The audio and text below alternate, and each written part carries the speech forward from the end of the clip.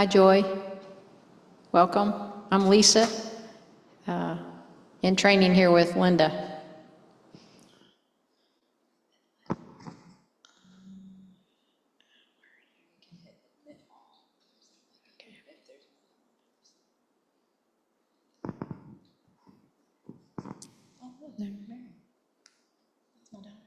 Okay. Hi, Martin.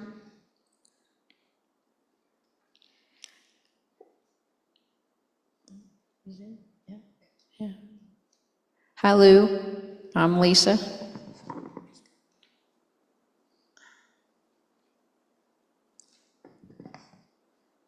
Hi, Miriam. Hi, I'm Lisa. good to meet you.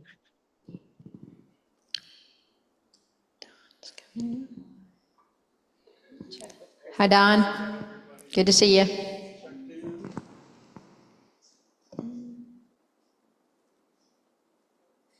so let's start with 3 prostrations. You don't need to do them if you're not comfortable with them, but we do these to acknowledge the teachings, the value of the teachings. We're not praying, but we're just, it's a gesture.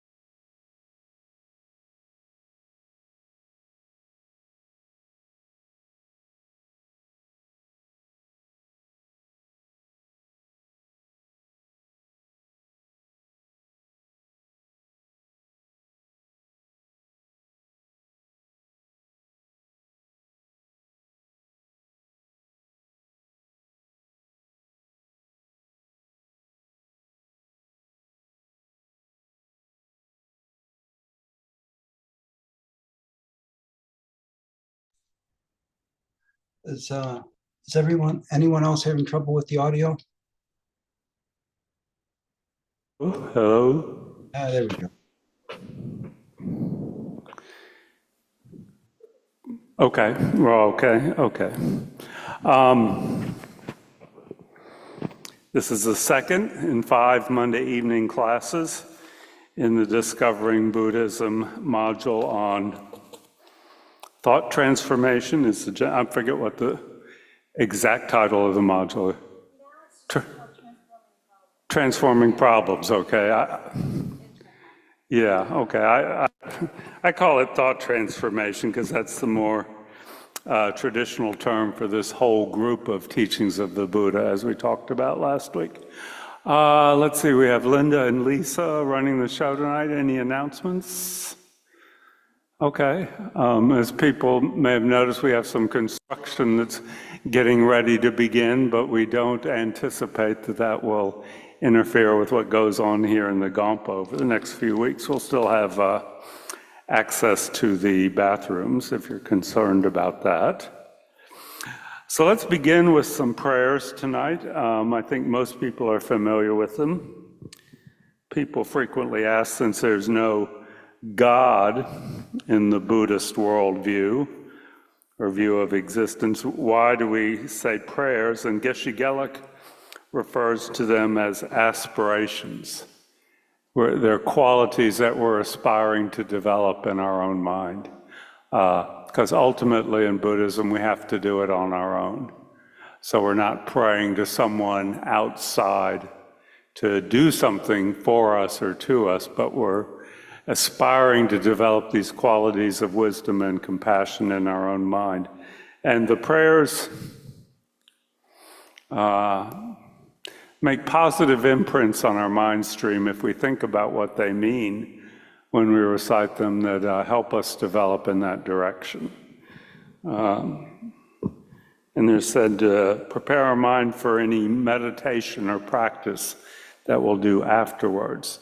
So if you open the Golden Prayer Book on page 34, the Golden Aspiration Book, on page 34, Refuge in Bodhicitta, we'll read that 3 times in English. The 4 immeasurables, which means the 4 immeasurably great wishes. They're just enormous and they all-encompassing so that they can't be measured. And then we'll recite the 7-limb prayer, and then we'll make a mandala offering. So we'll read all of those in English together. I go for refuge until I'm enlightened to the Buddha, the Dharma, and the Supreme Assembly. By my practice of giving and other perfections, may I become a Buddha to benefit all sentient beings. I go for refuge until I'm enlightened to the Buddha, the Dharma, and the Supreme Assembly. By my practice of giving and other perfections, may I become a Buddha to benefit all sentient beings. I go for refuge until I'm enlightened to the Buddha, the Dharma, and the Supreme Assembly. By my practice of giving and other perfections, may I become a Buddha to benefit all sentient beings. Now we'll read the 4 immeasurables and we'll pause after each one and just think about what we're aspiring to here. May all sentient beings have happiness and the causes of happiness.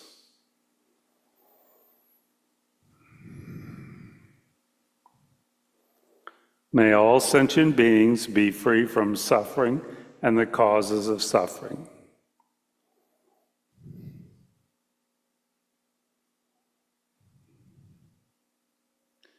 May all sentient beings be inseparable from the happiness that is free from suffering.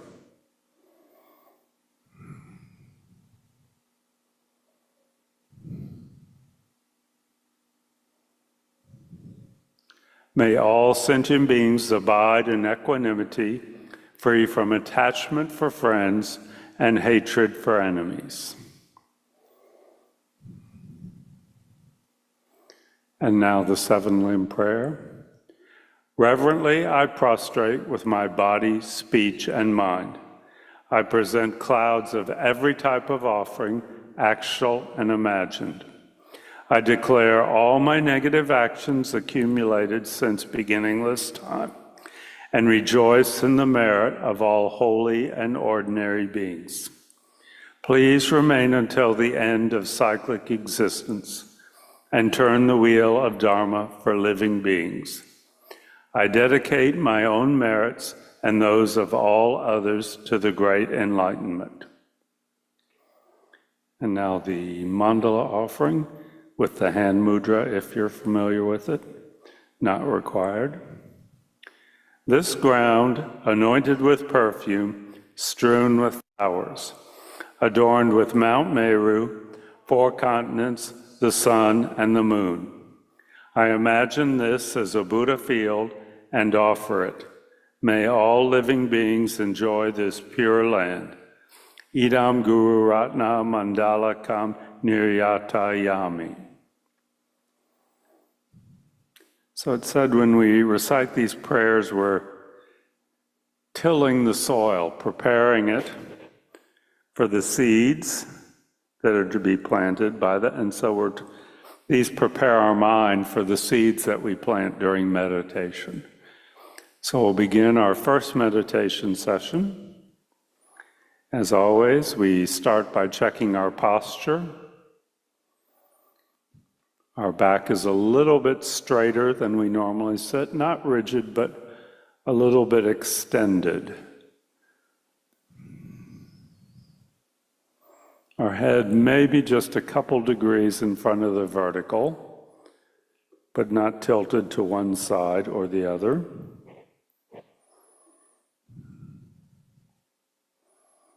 Eyes either just slightly opened or lightly closed.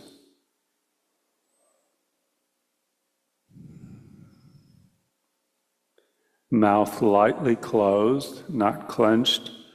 Our tongue on the hard palate, behind our upper teeth.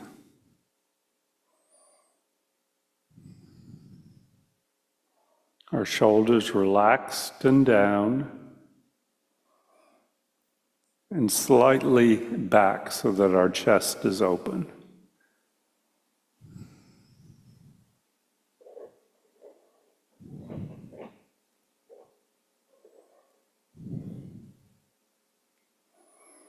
Upper arms away from our torso. Right hand on left with our thumbs touching slightly below our navel.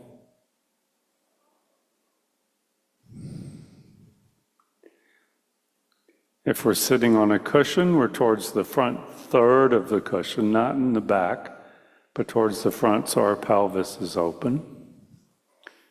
If we're sitting in a chair, we're not leaning back, but we've got that straight back. Our feet flat on the floor with a cushion underneath them if we find that appropriate. If you're sitting on the cushion, your legs are in a position that you find comfortable and stable. The posture is intended to be self-maintaining so that once we establish it and feel firmly grounded, it's like we're weighted down, we don't really have to think about it during the meditation to follow. So quickly scan your body from head to toe, identify any sources of discomfort or tension and address those now so that they don't come up over and over and become the object of the meditation.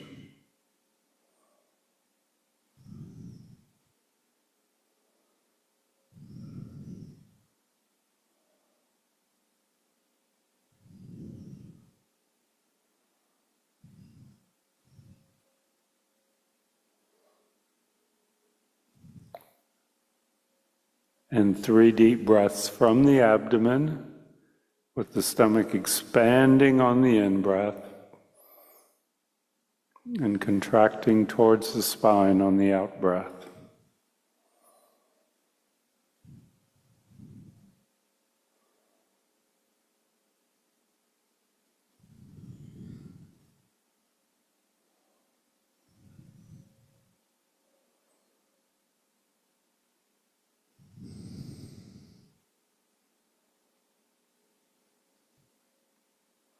And we allow our breath to return to its normal pattern.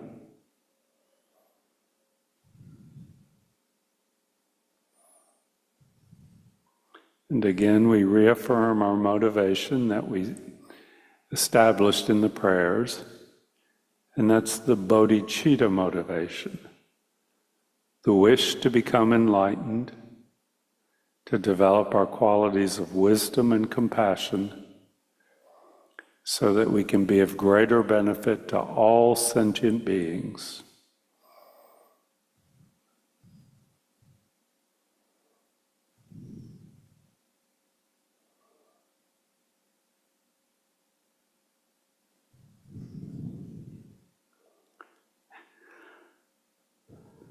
And having set our motivation, we begin our meditation. The chosen object is the physical sensation of the breath moving in and out through our nostrils, the tactile experience of air moving in and out. Nothing more than that. We place our concentration simply on the breath.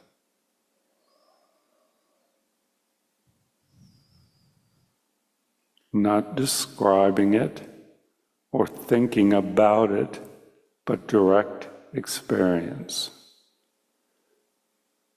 Non-duality of consciousness and breath. The consciousness is like a mirror that perfectly reflects the sensation of breath moving in and out. And whenever we notice that our mind is reflecting something else, we just set that aside and come back to the breath.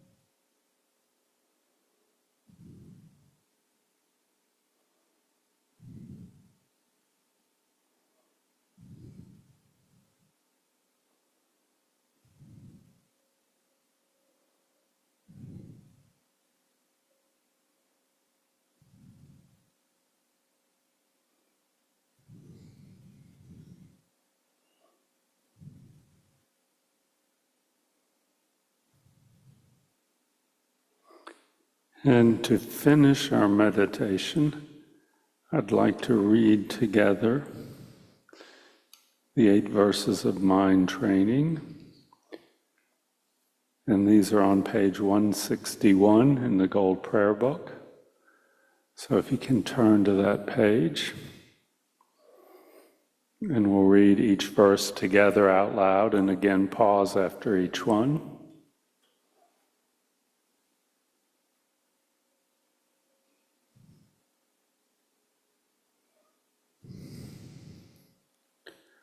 Determined to obtain the greatest possible benefit from all sentient beings who are more precious than a wish-fulfilling jewel, I shall hold them most dear at all times.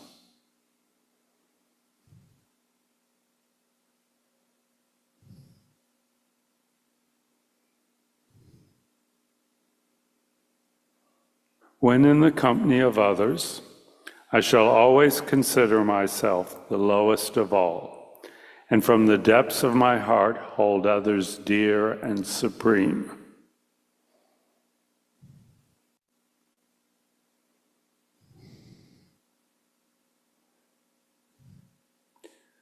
Vigilant the moment a delusion appears in my mind, endangering myself and others, I shall confront and avert it without delay.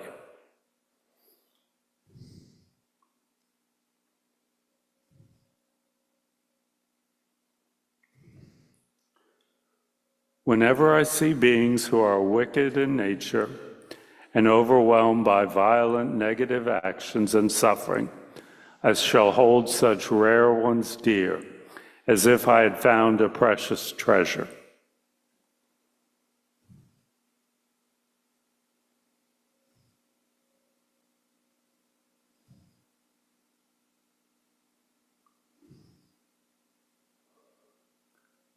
When, out of envy, others mistreat me with abuse, insults, or the like, I shall accept defeat and offer the victory to others.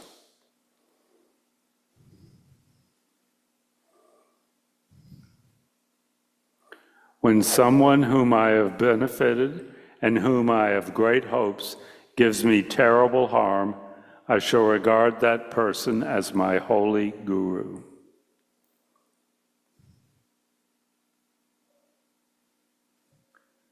In short, both directly and indirectly, do I offer every happiness and benefit to all my mothers. I shall secretly take upon myself all their harmful actions and suffering. Undefiled by the stains of the superstitions of the 8 worldly concerns, may I, by perceiving all phenomena as illusory, be released from the bondage of attachment.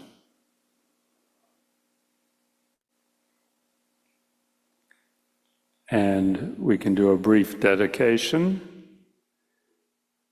Acknowledge that we've done something positive by sitting and thinking in this manner for the last few minutes, and that's made a positive imprint on our mind stream. Not enormous, but definitely a positive imprint. Our mind is a little bit different before we began the meditation. And we think, may that positive imprint not be lost or dissipated, but may it ripen and grow in a way that benefits all sentient beings. And you can relax your concentration. Okay, any questions about the prayers or the meditation? Okay, we have a, yeah.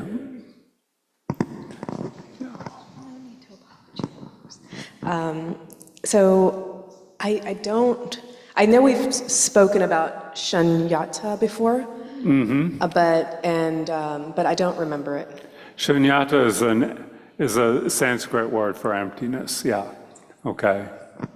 Yeah, that's a Sanskrit word. You can tell by the syllable. Shunyata is a Sanskrit word. If they were Tibetan, it'd be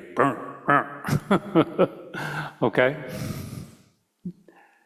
All right, so this is the text that we're using for this class. It's one of many texts that falls into this category we refer to as Lojong, or Thought Transformation Teachings of the Buddha. This one was written by Tempa, who lived about 1050, I think, and he was one of the first of what is referred to as the Kadampa masters, which is where we got the name that Lama Zopa Rinpoche gave to this center many years ago comes from. So we can look to the Kadampa centers, which refers to those who put all of the teachings of the Buddha into practice as role models for those of us here. This is a wonderful text. It's quite short and pithy. Each verse has a lot of references and implications and ideas that are condensed down into it, so we can talk at length about each verse. We have 4 weeks, so we're going to do 2 verses each night for the rest of the course, and that way we'll cover the text.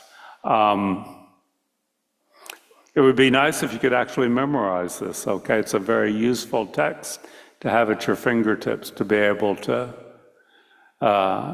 draw on when you find yourself in a difficult situation.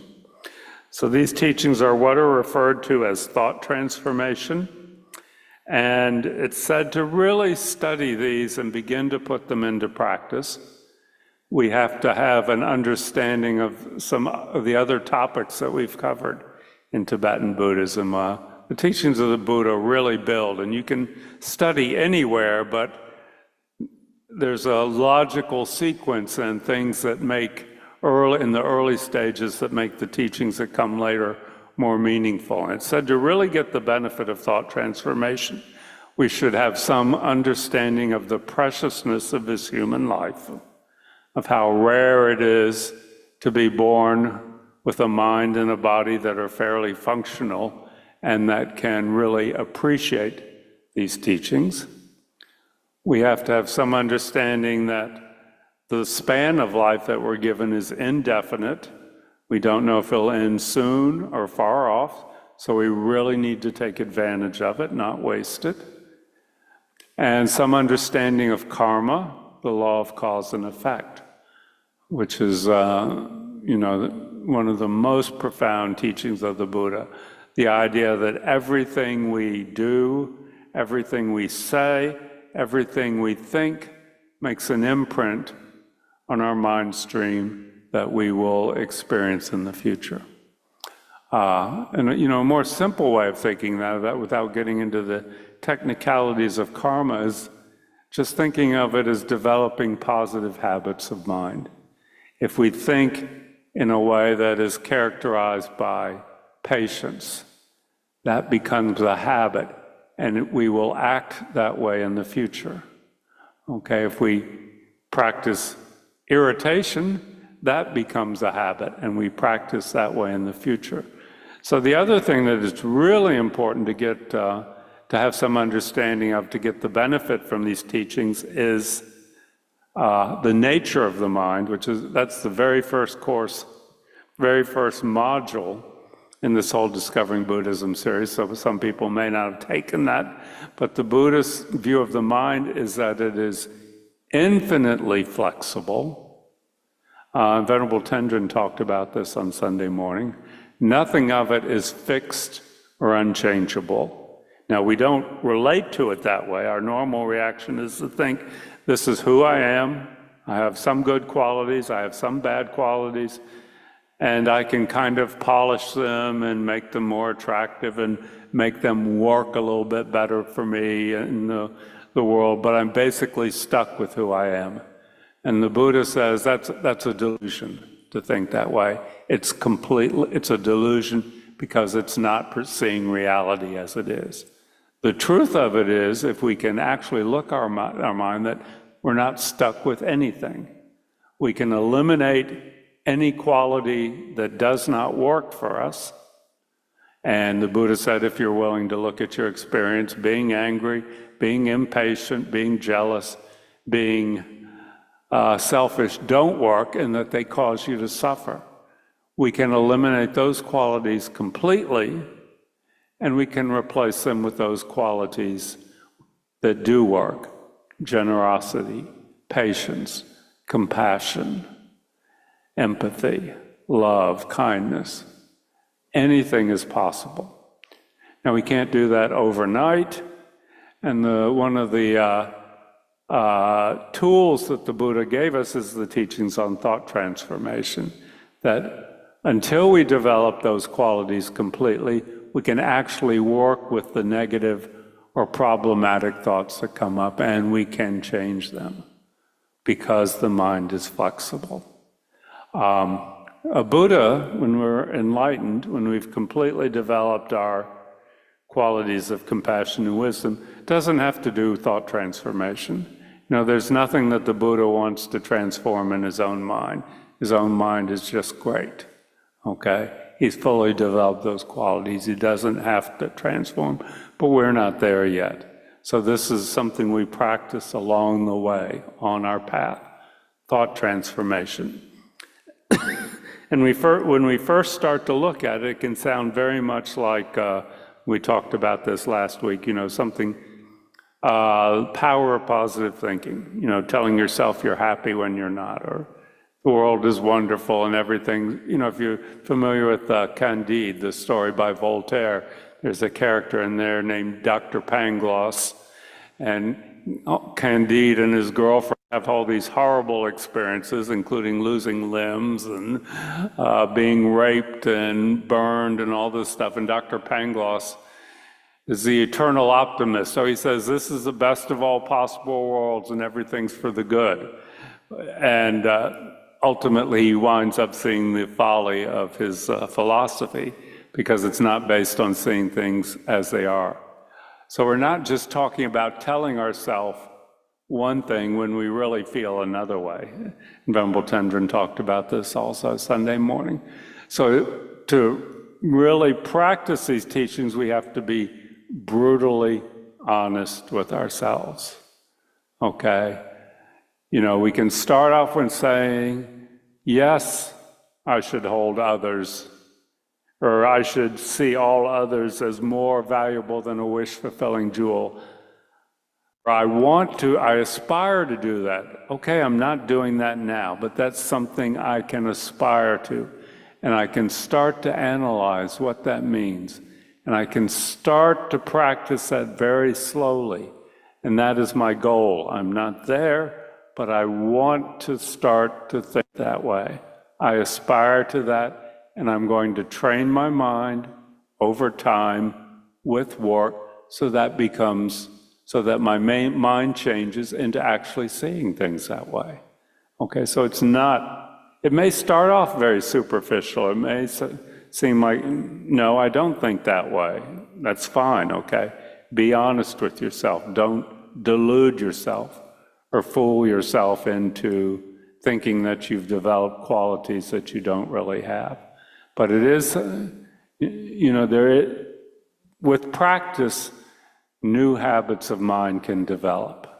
And that's very consistent with the Buddha's teachings. We're just developing new ways of thinking, but based on being completely honest and realistic about what's going on in our mind, not pushing away anything that we don't like or doesn't seem to be working. Okay? So that's the way we approach these teachings. So I wanted to just touch on these first two verses tonight, because there are words that mean more than they seem to mean or may not be clear. Okay? Determined to obtain the greatest possible benefit. Okay? What's the greatest possible benefit? Yeah. Yeah, enlightenment, okay? Determined to become enlightened, okay? So we've made the determination to develop our qualities of wisdom and compassion. That's the greatest possible benefit we can get from anybody or anything, more than money or sex or drugs or rock and roll, is qualities of wisdom and compassion, okay? Determined to obtain the greatest possible benefit, wisdom and compassion. So where do I obtain them? Do I go to the store and buy them? No. Do I develop them by thinking only about myself? No. Do I get them by reading in a book? No. I get those qualities from other people. Whoa, that's a powerful statement just there in the first clause. If I want to become enlightened, I'm going to get that from other people.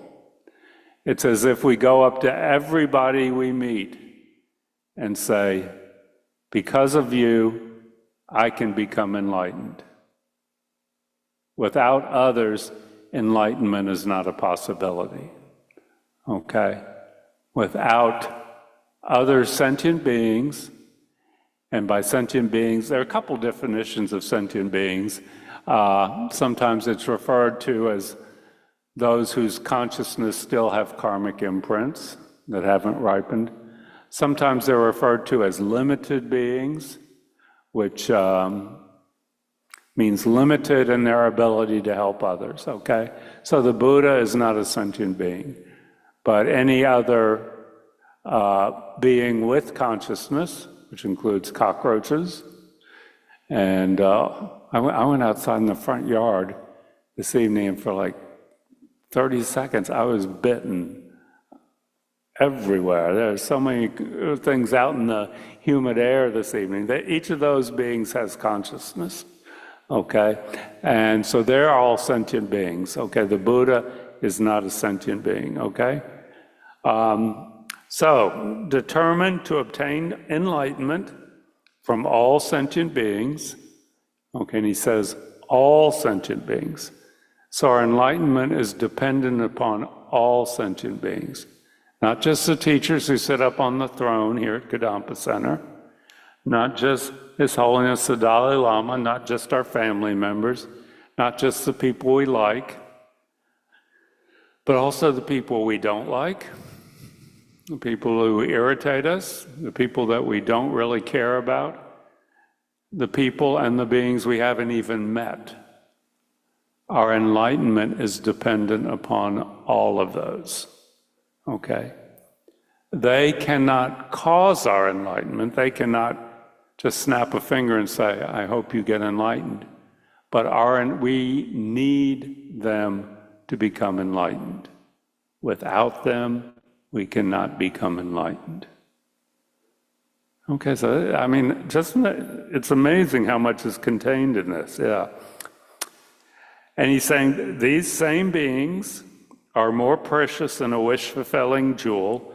That's a wish-fulfilling jewel is kind of like Aladdin's lamp. It's a mythical object that you hear the Tibetans talk about, that would grant all your worldly wishes. So each being, each sentient being, each being with consciousness still limited by karma is more precious to us than a wish-fulfilling jewel. Okay? Every single one of them. Everyone in this room, everyone we meet during the day, every insect that bit me this evening, everyone we haven't even met. Every one of them is as precious to us as a wish-fulfilling jewel. So if we think that way, we hold them most dear at all times. So this is incredibly expansive, okay? All sentient beings, not one single exception. All sentient beings are more precious to me, and always make this personal, to me, than a wish-fulfilling jewel, every single one, because they allow me to become enlightened. My path to enlightenment is dependent upon them, because our wisdom and our compassion have to include everyone. No exceptions allowed. Okay? So that's completely revolutionary if we start to, just wake up in the morning and say, I'm going to try and think this way as much as I can just today. I mean, that would be an incredible practice. And it's, like I say, it's not going to seem natural. You can say, okay, I can tell myself that, but I'd really rather have a cup of coffee. Right now, a cup of coffee is a lot more important, a lot more dear to me. but we can start to think that way. And you can see how that would change the experience of a day. If you could just think that way for a day, your day would be completely different from what it would normally be. So again, the question is, why is our enlightenment dependent upon others? Okay. Because they show us what we need to develop. They are, even without intending it, they are our teachers, as much as anyone who sits up here on the throne or anyone who's written a book. Okay? They are the object of our wisdom and our compassion. Okay? Any questions or comments on the first verse?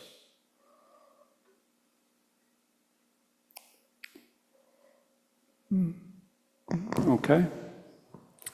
Okay, so very, very powerful. I mean, that could be, we could just take that and cancel the rest of the classes and say, just think about this for a month. Just start relating to everyone you come into contact that way. It would completely change your mind. Okay, this next one is really tricky. And this one, I think we need to take with a big warning. Okay, because it definitely could cause some problems if we don't approach it with the right attitude. When in the company of others, okay, so we're talking about these sentient beings that we refer to, which could be people we like, or people we don't like, or people we don't know, I shall always consider myself the lowest of all, and from the depths of my heart, hold others dear and supreme. So this could really mess you up if it's done in the wrong way. And I think everybody needs to decide for themselves whether this is something they want to work on or not. If you've got issues of self-worth or low self-esteem, this is probably not the best one of these verses to concentrate on, because it may reinforce some negative attitudes you already have about yourself. Okay, so go back to what I said. To really appreciate these verses, we have to have a sense of the preciousness of this human life. Okay, so we're not saying that we're worthless or that we're a failure or that we're not denying that each of us has the possibility, the potential to become enlightened in this very lifetime if we work at it. Okay? Each one of us, so it starts with a sense of each one of us has a very precious human life. Okay? We have the same potential to become enlightened as any other being. Okay?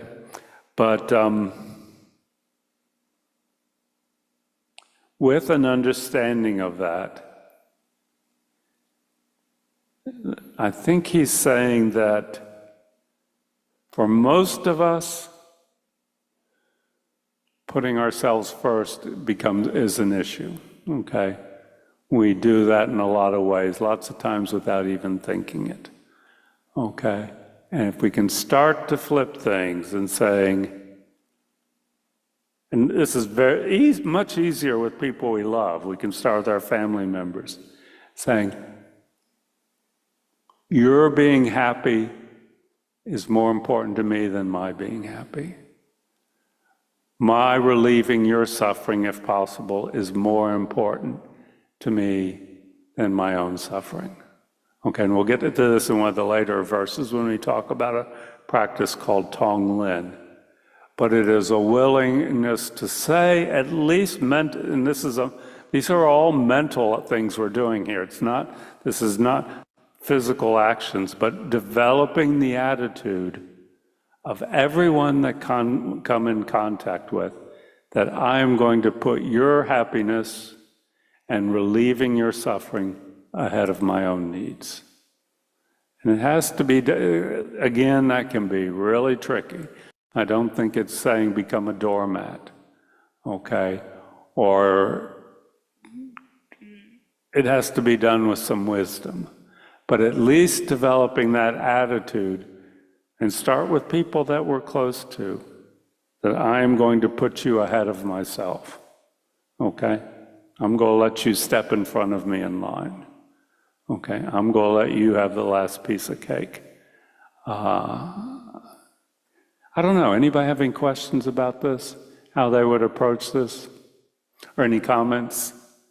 Let's see, let's go back here and then we'll go over here, yeah. I mean, this is one a lot of people have trouble with, and I don't think there's any clear explanation. The way I read that was, being prideless, taking pride out of you. Yeah. Is the way, I understand that. Yeah. How would you define pride also? Yeah. A tough one. I mean, it makes sense. Yeah, I hear what you're saying. I'm just thinking along myself. Yeah.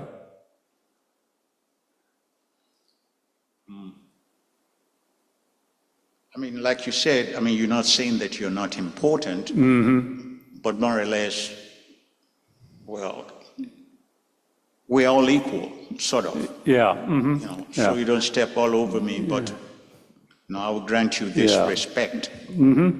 Yeah, one way to approach this is something His Holiness the Dalai Lama says all the time, is that if we just look at, it's not quite what he's saying, but it gets us there. If we just look at the demographics of the situation, I'm one person, everybody else is countless people, so everybody else is more important by any standard, okay?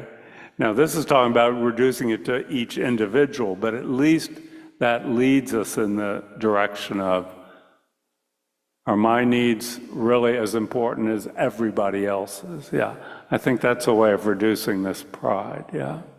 Okay. Yeah, I appreciate this discussion. Yeah, it just reminds me of, just cultivating humility in oneself and just thinking about my own personal path.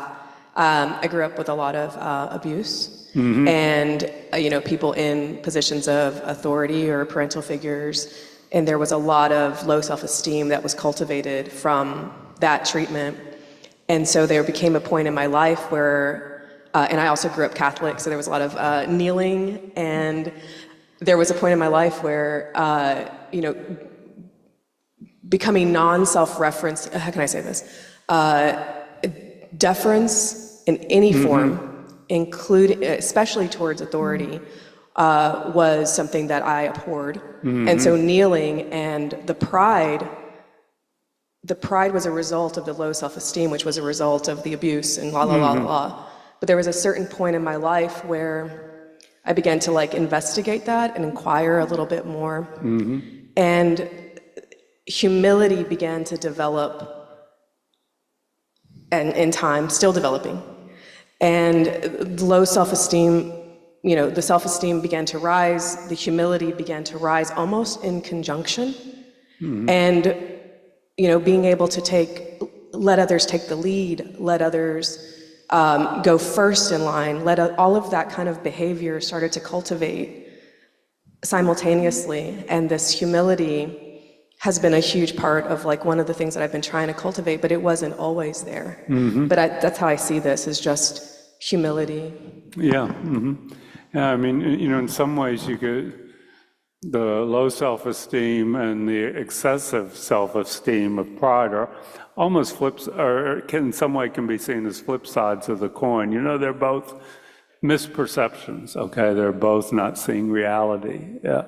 And when we do practice true humility, we feel good about ourselves also, which is fine, it's not a negative feeling, but to truly and generously let someone ahead of you, that calms our own mind, okay? If it's done from a doormat position, then it doesn't calm our mind. But if we notice our mind feeling calm when we do something, that's the direction we want to go, I think. Orlando, yeah. Thanks. I actually took this literally because I think that if you consider yourself the lowest point, then when you look at others, you will look up to others. But if you consider yourself the highest point, that you will look down on others. Yes. So it kind of connects with the first verse. Yeah, yeah. It does, and that if others are the cause of our enlightenment, we kind of naturally, regardless of their actual qualities, which doesn't mean we're seeing them as perfect or wonderful people, but if we actually see someone as the cause of our enlightenment and relate to them that way, I think we're naturally going to lift them up and want to be kind to them in return, okay? If we have a real sense that our enlightenment depends on others, we want to do something for them in return also. Yeah. Any other comments? Yeah, Lisa. I liken it to when we do prostrations here in the Kadampa. Yeah. We're humbling Yeah, ourselves up, that's an act of opening. humility, not self-debasement or anything like that, but an act of humility. Yeah. Okay, so yeah, good, great discussion. Just be careful with that one. If you notice it's, when you think about that, it's flipping over into negativity or low self-esteem, then you can just set it aside, okay? And maybe come back to that later. All right, so those are our 2 verses tonight, so I'd like to do just meditate on those.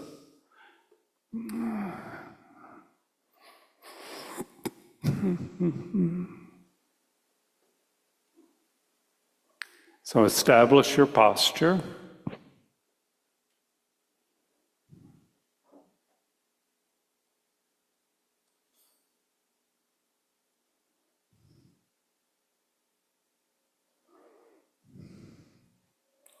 Three deep breaths from the abdomen.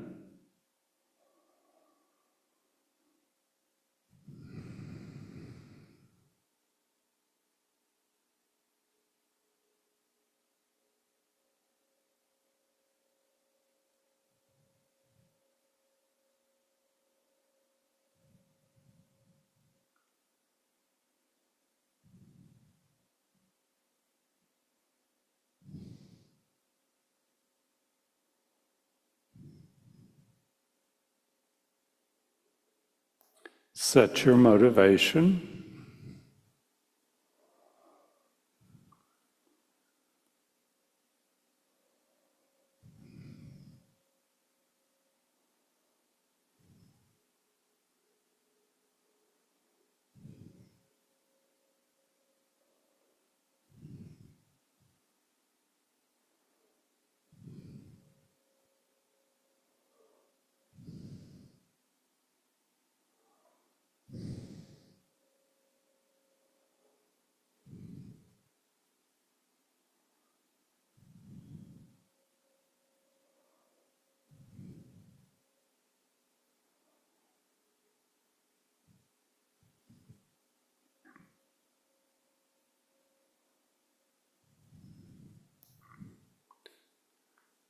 And concentration on the breath meditation for a couple minutes.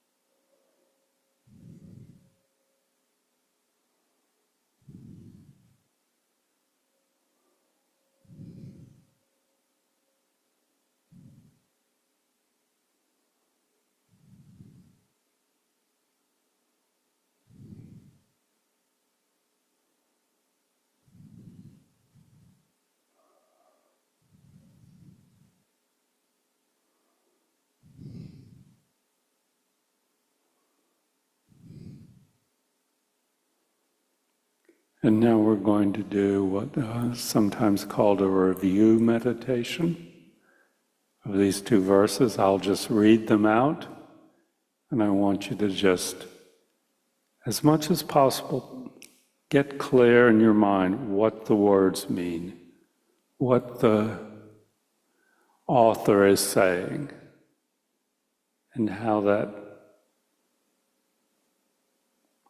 occurs in your life, what that means to you. Just become familiar with the text, with your mind in this calmer and more focused place that you now find it. So the first verse is, determined to obtain the greatest possible benefit from all sentient beings who are more precious than a wish-fulfilling jewel, I shall hold them most dear at all times.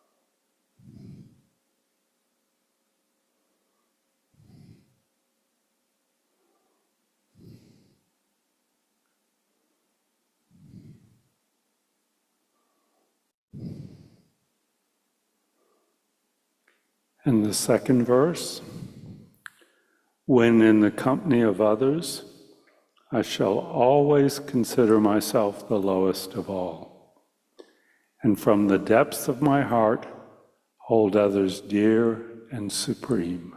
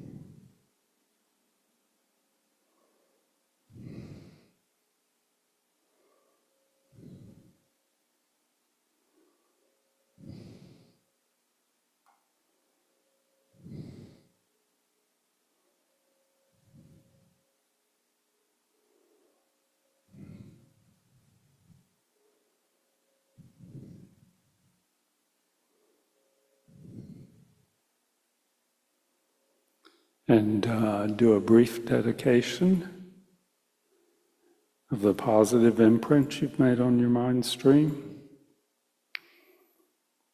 And you may relax your concentration.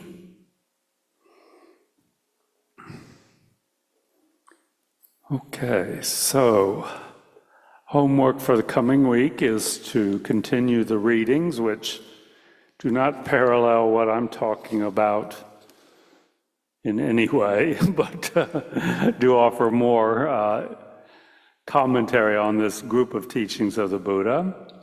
And I'd like you to sit in meditation 6 days out of the week for 10 minutes and begin with some breathing meditation and then do review meditation of one of these two verses, one or the other. And I'd like you to pick a day this week and as much as you can, approach everyone that you come in contact with the attitude of, thank you for being the cause of my enlightenment. And you may want to type it out on a little card that you carry with you or put it on a sticky on your computer screen. And just try that for a day and we'll see what people's experience is. And we'll be back here next week. Okay? Thank you, everyone. Yeah. Any announcements from the control booth? Actually, it looks like there's a question. Okay. Are you up for a question? Yeah, we can do one question, yeah. Student says, I have a question for perhaps next week or the one after. Okay. How do you forgive and hold others most dear, stand up for oneself, social justice, while keeping our self-respect? Yeah, I mean, I think... just in general, social justice, not necessarily personally. Yeah, okay, good question. Hold that till we get to some of the... That's applicable to some of the verses we'll get to in the next 2 weeks, yeah. Okay? Okay, great. Thank you, everyone. Thanks, everyone on Zoom and YouTube. Thanks, Same Rafi. next week. Thanks, Lisa. Thanks, Linda. Thanks, Chris.